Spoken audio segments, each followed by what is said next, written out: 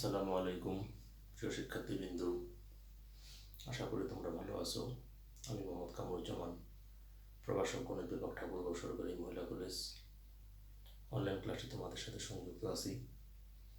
গতদিনে আমরা উচ্চতর গণিতের তৃতীয় অধ্যায় আলোচনা করেছিলাম, স্ট্রেট লাইন। আজকে তৃতীয় অধ্যায় স্ট্রেট লাইন আলোচনা হবে।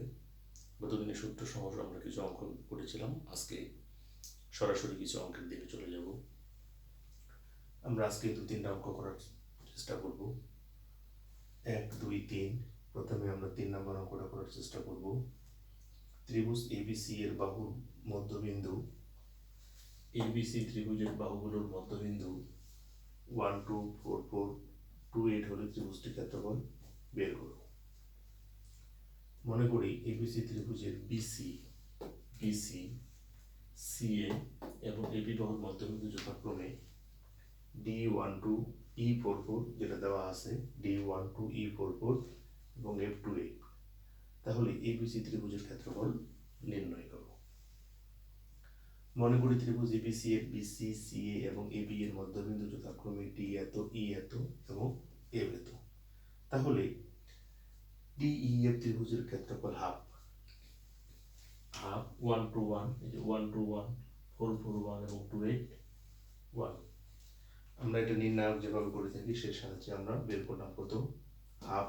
আমরা যখন হাফ 1 করলে 4 - 8 - 2 - 2, 4 এর 4 - 2, 4 - 2 এবং প্লাস 1, 4 × 32 - 4 × 8।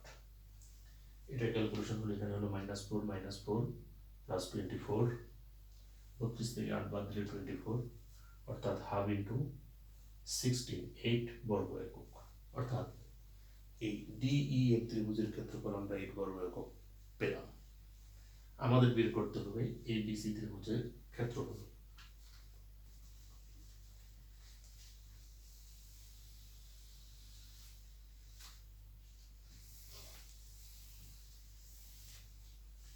আমরা জানি কোন ত্রিভুজের মধ্যবিন্দুর সমন্বয়ে গঠিত ত্রিভুজ উক্ত ত্রিভুজকে সমান 4টি ভাগে বিভক্ত করে। কয়টি ভাগে?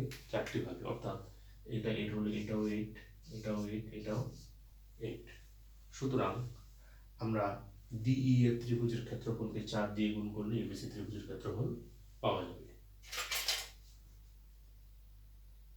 অতএব এবিসি ত্রিভুজ এর ক্ষেত্রফল সমান 4 ইন্টু ত্রিভুজ ডিইএফ সমান 4 ইন্টু ত্রিভুজ ডিইএফ মান পেয়েছি আমরা 8 সমান 32 বর্গ একক। তাহলে ত্রিভুজ এবিসি এর বাহুগুলোর মধ্যবিন্দু 1, 2, 4, 4 এবং 2, 8 হলে ত্রিভুজটির ক্ষেত্রফল হচ্ছে 32 বর্গ একক। তাহলে আমরা কি করলাম?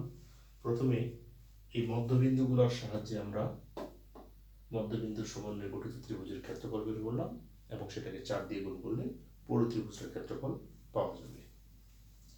আমরা দ্বিতীয় অঙ্কে চলে যাচ্ছি।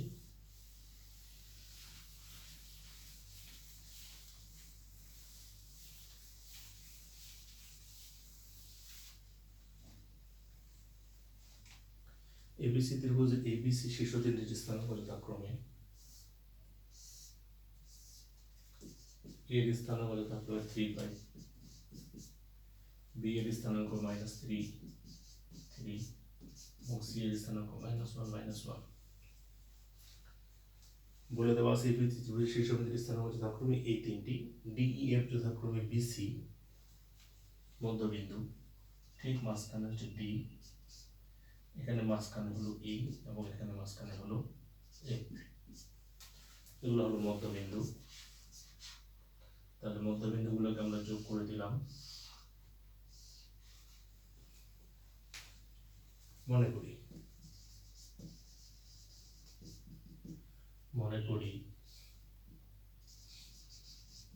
এবিসি ত্রিভুজের শীর্ষবিন্দু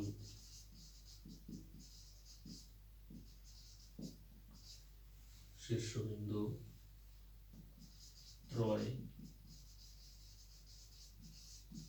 যথাক্রমে a35 b-33 এবং c -1 এবং বিসি বাহুর মধ্যবিন্দু D, C বাহুর মধ্যবিন্দু E এবং AB বাহুর মধ্যবিন্দু F।